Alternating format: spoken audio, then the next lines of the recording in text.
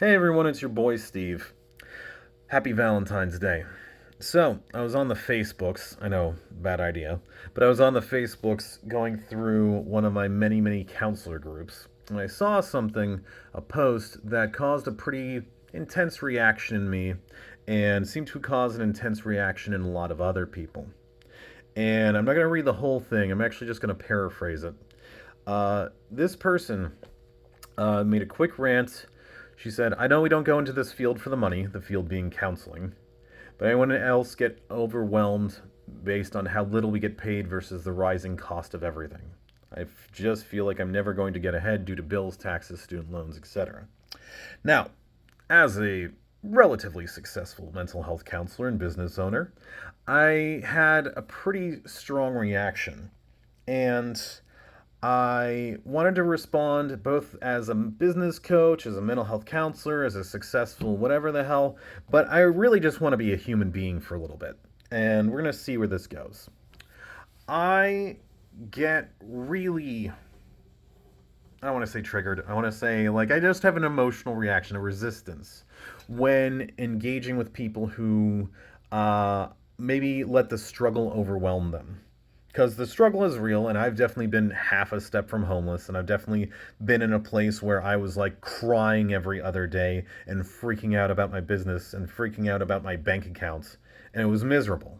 I do not want to invalidate the distress or the misery that poverty and financial burdens can cause. But there's this problem within our profession in regards to counseling, psychologists, whatever, where the aspects that get people into this profession, being really warm, open hearted, caring for people, really seem to lead to a lot of self sabotage financially and ambitiously. And I'm just going to give you some of the generalities. They're generalities. I'm making a broad statement. I know it doesn't apply to everyone. Don't blow up the comments like, hey, my sister's boyfriend's former roommate is a counselor and he is kicking ass or she's kicking ass or she does this thing when you say people do this thing. I know it's just general.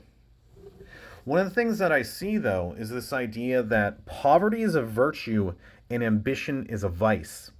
And you see that both in, you see it online, but you see this in regards to, I feel good about myself because I'm broke.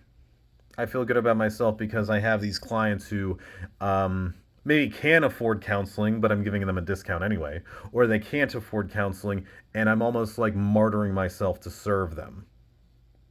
And I don't like it because I do that. I'm much better at it now, but I still do that sometimes. And it's like, okay, there's a lot of self-sacrifice that is unnecessary.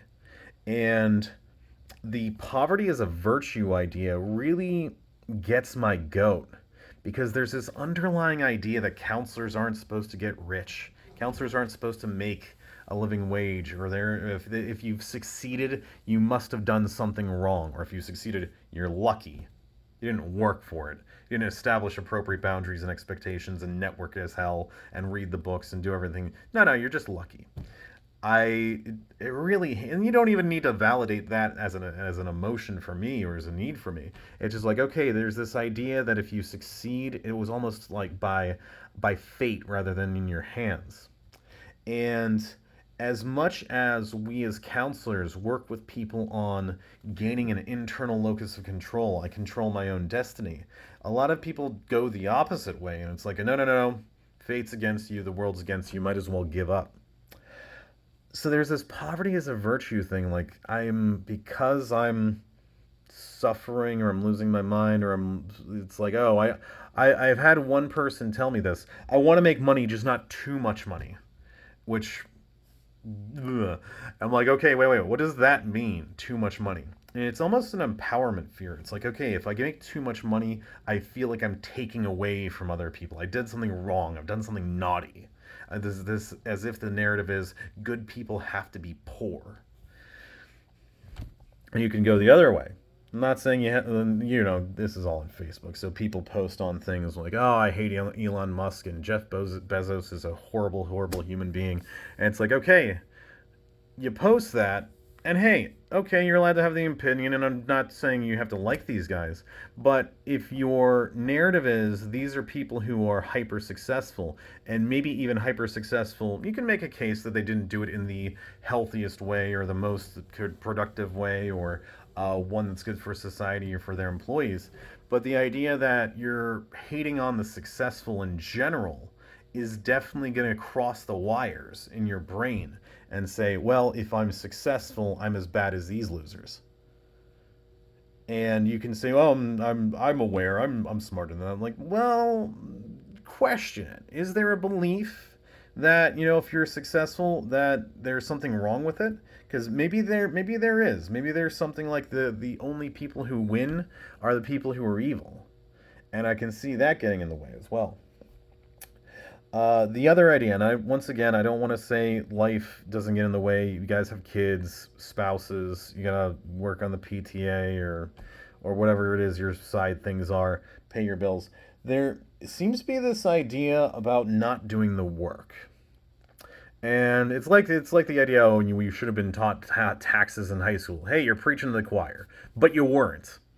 So get an accountant or look up Taxes for Dummies, 2023 edition, or do whatever you need to do. You have infinite knowledge at your fingertips now. It's not like this is esoteric. Go to the library, download it on your phone. This is a thing. And when people talk about, like, I don't know how to run a private practice, well, call me, because that's one of the things I do. I help people start their businesses. In fact, I charge money to get people to start their businesses. So I make money by getting them to make money. But the other idea is like, okay, even if you don't want to pay for it, there is so much information. I'm gonna rephrase this. Forget about being a private practice owner specifically. There is this narrative of I see a deficit in myself and I can't seem to make it happen. So, for example, this person on this post, I just feel like I'm never going to get ahead due to the bills, taxes, student loans, etc. The narrative back would be, well, how do you? Like Robert Kiyosaki, Rich Dad Poor Dad, never say I can't afford something.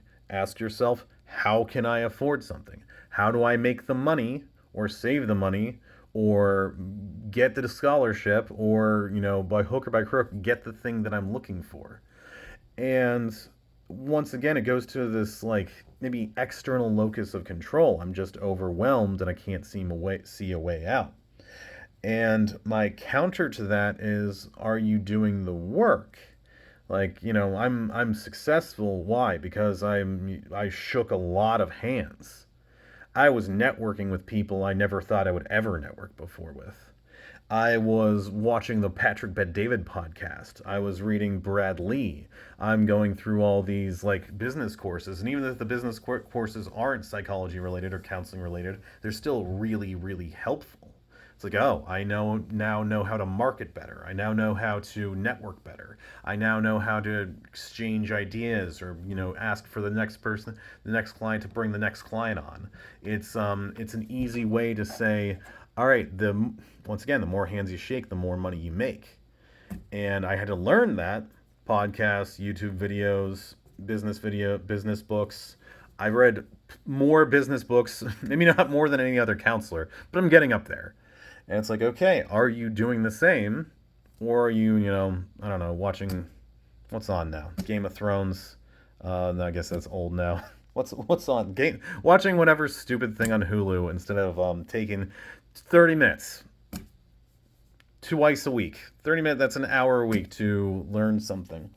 And you could say, well, Steve, I actually don't want to do that. That's okay too.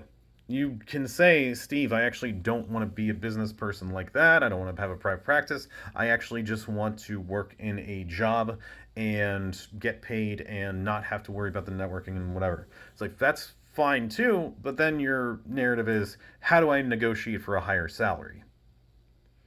And it's like, you have to do something.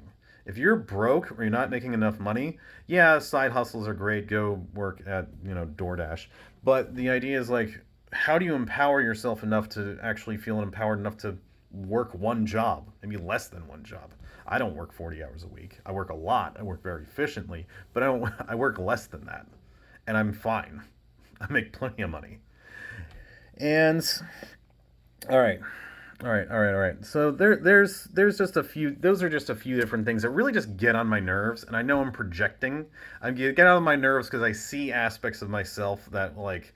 I see aspects where it's like, okay, I don't want to be a victim. I don't want to be a person who feels like the world controls him. I control my own life. And hey, the world is against me. It wouldn't be fair otherwise. The world is against me. It would not be fair otherwise. Get that tattooed on your heart.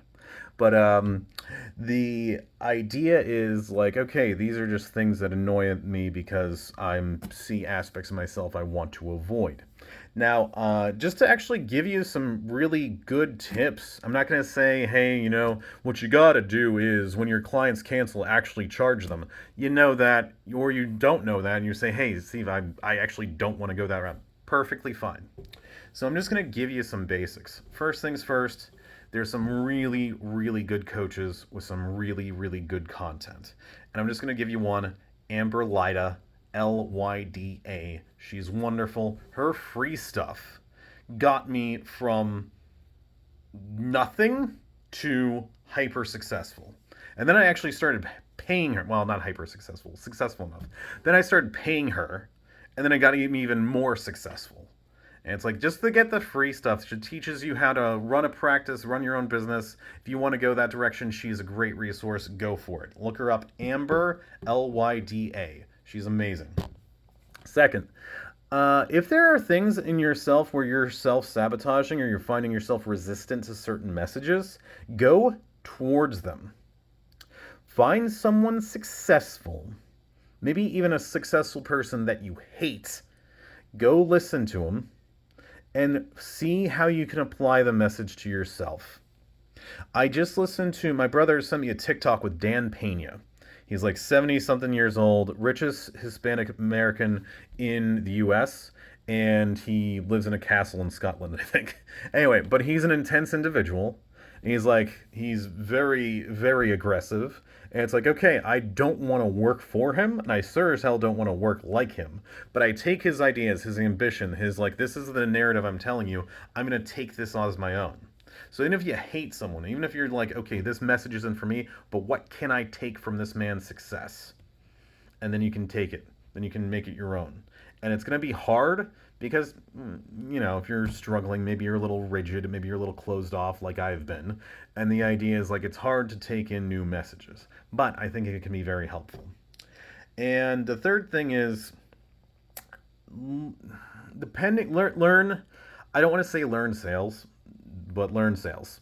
Sales is everything. I'm not saying, and let's not be scummy about it. We're not going to be a used car salesman. We're not going to be someone who screws someone on a deal. But we're just going to say, hey, listen, I have a master's degree. I'm licensed. Maybe I have a doctorate and I'm licensed. I spent years in a grad school, computer room crying. I've done my time. I've cut my teeth. The services I give are incredibly valuable, at least $150 an hour valuable. And all I need to do is convey that. Simple enough. Price is only what is it? Price is only an issue in the absence of valuable. Blech. Price is only an issue in the absence of value. It took me a few years to learn what that really means, but the idea is no, your services are valuable, and all we need to do is convey it. And if you don't feel that, if you don't feel the assurance or the confidence, if you've got some imposter syndrome going on, then maybe that's something that needs to be addressed first. Something like, okay, I see the logical evidence of how valuable I am, but it's not connecting emotionally. And maybe that means trauma work. Maybe it means the completion process. Maybe it means, I don't know, just reading a book about imposter syndrome. Whatever that it is you need to do, go there and then learn how to convey value. And that's what I mean by sales. And that can apply both for your private practice, if you're working for an agency, if you are trying to negotiate a higher salary. This is what I do, this is what I'm worth. Let's negotiate, let's make it happen so I don't have to fucking work DoorDash anymore. So that's it. If you have any other questions, hit me up. Hopefully I can be helpful. Hopefully this is something that's expressive and might be valuable to you. If not, just never watch this again. If yes, and you know someone who might benefit from this, pass it along to them. I hope you have a great Valentine's Day and go out there and make that money.